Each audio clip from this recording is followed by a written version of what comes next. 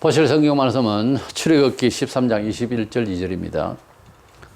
여호와께서 그들 앞에서 가시며 낮에는 구름 기둥으로 그들의 길을 인도하시고 밤에는 불 기둥을 그들에게 비추사 낮이나 밤이나 진행하게 하시니 낮에는 구름 기둥 밤에는 불 기둥이 백성 앞에서 떠나지 아니하니라.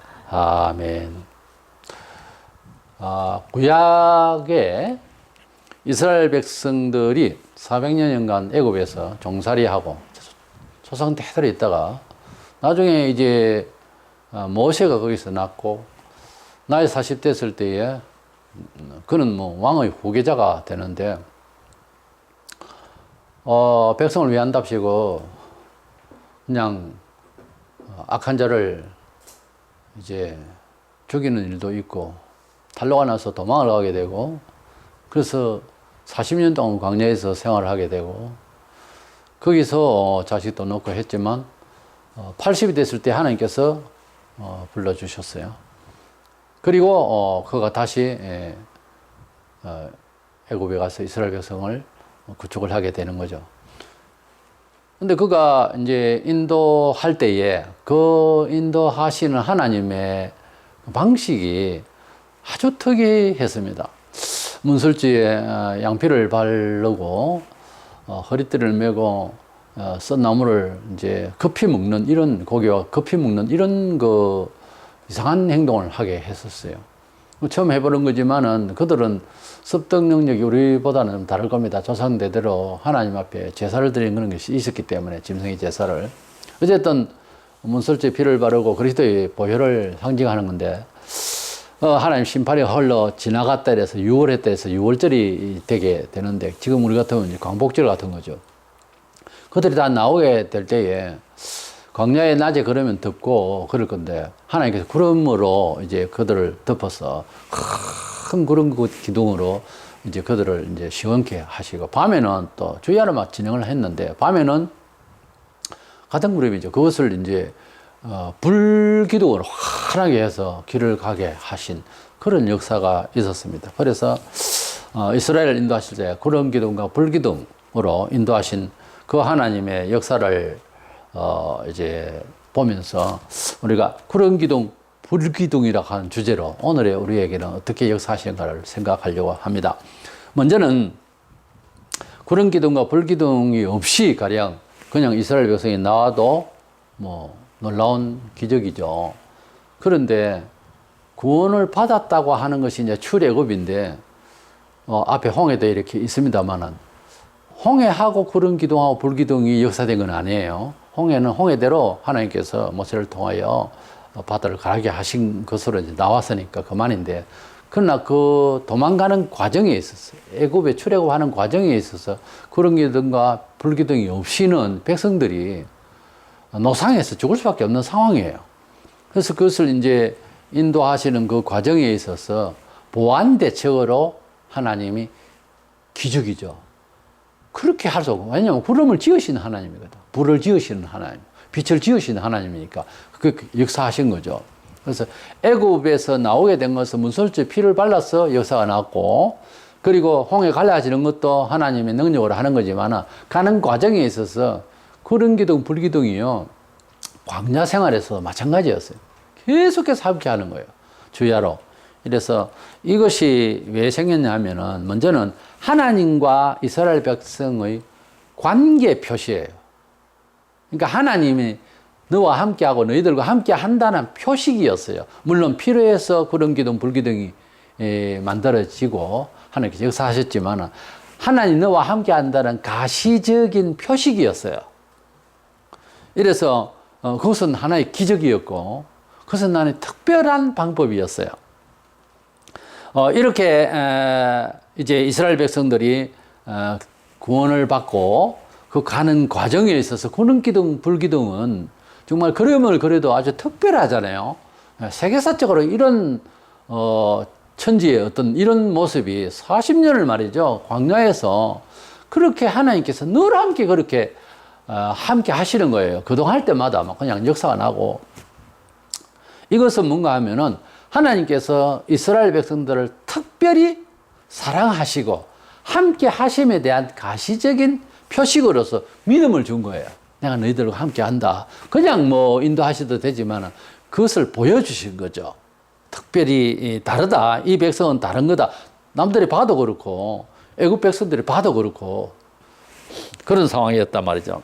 그래서 이렇게 된 것은 하나님께서 이스라엘 백성을 특별히 귀하게 보시고 사랑하시고 그렇게 함께 하심에 대한 가시적인 표현으로서 내가 너희들을 사랑해 너희들도 내가 너희와 이렇게 함께 하니 나를 다 잘 순종하라 하는 바깥으로 나타나 보이는 표식이 그래도 말을 안 듣고 이스라엘 백성들이 그렇습니다만 하여튼 그런 큰 기적을 보여주셔서 구원의 길로 인도하여 주셨습니다. 오늘 우리가 처음 예수 믿을 때는 뭐 이 종교 중에서 길 가다가 전도를 받거나 누가 찾아오거나 뭐 이래가지고 우리가 하나님을 조금씩 알고 나중에 마침내 하나님이 만물을 지으셨다는 우리 입술로 고백도 하고 그렇게 되는데 조금 이제 자기 신앙을 좀 더 입체적으로 알기 위해서는 성경 공부도 하고 그리고 전문성 있게 배운 신학을 한 목사에게 쭉하니 이제 신앙 상담을 소위 쭉 해나가는 과정에 있어서 처음 자기가 하나님을 생각했던 거하고 3년, 10년 이렇게 가면서 많이 듣고 보면 다르죠, 이제.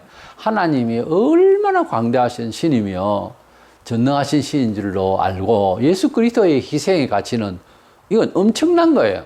다른 교주나 영웅들이나 다른 사람의 얘기와 비교를 하면 이건 게임이 안 되는 거예요, 다른 사람들은. 이런 엄청난 어마어마한 이러한 역사적 사건 앞에서 자꾸 겸손해지죠. 내가 믿는 예수는 그런 분이었나. 이걸 이제 자꾸 배우면서 더 알게 되는 거죠. 그리고 마침내 신앙의 성숙이라고 할까요? 좀 많이 이제 제대로 알게 되고 정말 그리스도인 다움의 삶을 진행하면서 이웃으로나 자기 자신이 그렇게 많은 경험을 하고 난 뒤에 결론이 똑같이 동일하게 하게 되는 건 나의 나 된 것은 내가 구원받은 것은 하나님의 은혜라고. 어찌 나 같은 사람을 그 많은 사람 중에 어떻게 나를 구원하셨냐고. 눈물나게 감격스러운 생각 끝에 답이라고 하면은 뭔가 하면은 하나님의 구원은 기적이라는 거예요. 기적이 나를 하나님의 기적으로 은혜를 나를 인도하셨다 하는 겁니다. 바울은 고린도서 15장 10절에 그러나 내가 나 된 것은 하나님의 은혜로 된 것이니 내가 모든 사도보다 더 많이 수고하였으나 내가 한 것이 아니요 오직 나와 함께 하신 하나님의 은혜로라. 이런 고백이 보통 우리 성도에게도 자연히 입술로 나오는 거예요. 그래서 터져 나오는 그 감사가 지어진 것이 찬송이에요. 찬송 가사를 가만히 보면 심심하거든. 찬송가를 성경책에 이렇게도 그렇거든. 찬송가 우리 마음속에서 나온 고백이니까 이 가사를 한번 읽어보세요. 노래 안 불러도 전에 가사를 이렇게 짚어가면서 읽어보면 우리 그냥 막 찬송할 때는 모르는데 가사를 자세히 읽어보면 뭐 유행가 가사도 아주 감동적인 시가 있어요. 아주 솔직하고 진지한 것도 있지만 이 찬송가는요 완전 양심의 고백에 터져 나오는 가만히 가사를 읽어보면 야 이분이 이걸 지을 때 어떤 마음이었겠다는 것이 와닿는 거예요. 그래서 우리가 찬송 가사를 자세히 보면 거의 뭐 십자가 보혈 찬송이고 구원 은혜의 감사 찬송이죠. 뭘 주십시오. 이건 얼마 안 돼요. 거의 주님의 그 은혜를 찬양하는 감사하는 찬송이에요. 원래 우리가 금식 기도를 하거나 깊은 기도를 하거나 하는데 그 끄트머리를 꼭 보면 감사하게 되어 있어요. 아주 감사가 넘치고 그냥 하나님의 크신 은혜에 대해서 찬미하게 되어 있어요. 우리 신약의 성도는 구약처럼 구름기둥, 불기둥 이런 게 아니라도 하나님과 나와의 관계를 입증하는 간증거리가 있어야 됩니다. 어떻게 보면. 물론 내가 예수님을 구주로 믿는 것은 그런 거 저런 거 없이 믿어진 것은 사실이면 뭐 사실이죠. 사실로 받아들이는데 그러나 믿고 난 뒤에 진행 과정에 있어서 마치 구름기둥과 불기둥으로 보호와 인도와 함께 하심의 역사가 있었듯이 우리 신약 성도들도 하나님이 나를 이끌어 주심에 대한 것이 기억이 나거나 알아야 됩니다. 눈치를 못 채고 남은 보면 저 사람 하나님 함께 하시고 은혜를 주셨다. 이게 보이는데 본인은 그걸 모를 수가 있다니까요. 그러니까 신앙이 감사와 찬양으로 이어지지를 못하는 거예요. 그래서 그것을 반드시 기억을 해야 된다는 것이고 두 번째로는 보면 이 구름기둥, 불기둥이요. 결국은 이제 이스라엘이 광야를 지나고 가나안 땅에 딱 들어갔을 때는 이게 없어졌어요. 예, 이것은 뭔가 하면은 하나님과 함께 사는 세상살이를 하는 우리 광야 같은 세상을 살아가는 우리 성도들이 천국 가게 되면은 이런 기적적인 이런 보호하심이 이런 다른 대체물이 아니고 하나님 자신이 옆에 계시고 주님이 같이 함께 하시니까 당신이 목자시고 우리가 양이 되어서 그 자리에서 살 때는 이런 게 필요 없는 거예요. 그 말은 지상을 살아가는 과정에 있어서 가나안 땅에서 이제 그들이 살 때는 그런 기둥, 불기둥이 없어진 것은 적과 꿀이라는 가나안 땅으로 약속하신 대로 갖다 놨기 때문에 그곳은 신약적인 의미로는 천국이에요. 그러니까 광야 40년 생활, 출애굽부터 시작해서 광야 40년 생활 이것은 하나님이 친히 함께 하셔서 먹는 것, 입는 것 전부 다 하나님이 그냥 공급하셨어요. 이런 하나님이 함께 하심의 표식으로서 불기둥, 구름기둥 기적들이 있었지만 가나안 땅에 가서는 이제 자기들이 축복받는 삶을 이제 살아가는 전쟁도 승리하고 막 그 가나안을 완전히 제패하잖아요. 그래서 천국 가기 전까지는 이스라엘이 광야에 살았듯이 살 때에 이 세상을 살 때에 구름기둥, 불기둥으로 인도하신 그 하나님의 함께 하심의 표식처럼 우리가 이 세상을 살아가는 데에 하나님이 반드시 그렇게 표식을 주셨듯이 함께 하심이 있어야 됩니다. 교회를 혼자 다니는 것이 아니라 남이 보면 하나님이 참 불러주셔서 함께 하시는 것이 보여서 대신 찬송이 나오는데 본인이 그걸 모른다는 것은 곤란해요. 그래서 하나님이 함께 하심이 생활에서 이곳저곳에서 보여야 됩니다. 흔적이. 그게 바로 구름기둥이고 불기둥이라니까. 하나님께서 함께 하심의 표식. 빛을 보았다 기도하다가 구름이 보인다. 이게 아니고 삶 속에서 하나님이 함께 하심의 흔적을, 함께 하심의 삶의 양태를 내가 의식을 해야 되는 거예요. 모든 것이 하나님의 은혜로 되어지는 과정에 대해서 고백할 수 있는 이해가 있어야 된다니까요. 계시록 21장 23절에 그 성은 해나 달의 비침이 쓸데없으니 이는 하나님의 영광이 비치고 어린 양이 그 등불이 되심이라. 천국 가면은 태양, 달 필요 없어요. 어린 양 예수께서 빛이 나셔서 하나님이 빛이시라 그랬잖아요. 거기에는 뭐 불기둥이 필요 없어요. 하나님이 함께 하시고 하나님이 덮어주시고 하나님이 위로하시니 천국에서는 필요 없는데 지상에서 살아갈 때는 성도들이 구름기둥, 불기둥으로 광야를 지났듯이 우리가 광야 같은 세상을 살 때 하나님의 도우심이라고 하는 표식이 삶의 간증거리가 생겨야 정상입니다. 그게 모른다고 하는 것도 잘못됐지만 역사가 있는데도 오해를 해버리면 안 돼요. 하나님이 인도하셨다는 것을 말하라 하니까 억지로 또 하나님이 그렇게 했겠지. 인도하셨겠지. 이건 바른 고백이 아니에요. 그렇게 고백하라는 것이 아니라 그렇게 알라고요. 근데 그게 그렇게 잘 모르겠는데요. 그래요. 아무리 당신이 인격적이고 그대가 공부를 많이 해도요. 저 풀잎이 자라게 하시고 저 나는 새들을 먹이신다고 하는 하나님을 어떻게 이해해요? 본성적으로 어두워서 그렇게 감각이 그렇게 영안이 열려서 알 수 있는 사람이 못 돼요. 자연론적이다니까 사람은. 그래서 교회를 다니는데 이원론적인 사람이 참 많아요. 교회에서 예수 믿고 사는 거는 내 알아서 살고 자연을 보고 사건을 이해하고 하는 거는 사회적으로 하겠다는 거예요. 처리를 그래 또 하겠다는 거예요. 통기도 없이 이원론적이거든요. 그러니까 그렇게 살면 안 돼요. 예수 믿으면 완전 다르게 살아요. 하나님께서 지금 딱 만드시고 에덴 동산에서 이제 이렇게 살라 하시고 하는 대로 매일처럼 하나님의 임재를 하나님이 인도하심을 시인하고 인정하고 받아들이고 그렇게 추구하고 해야 됩니다. 원래.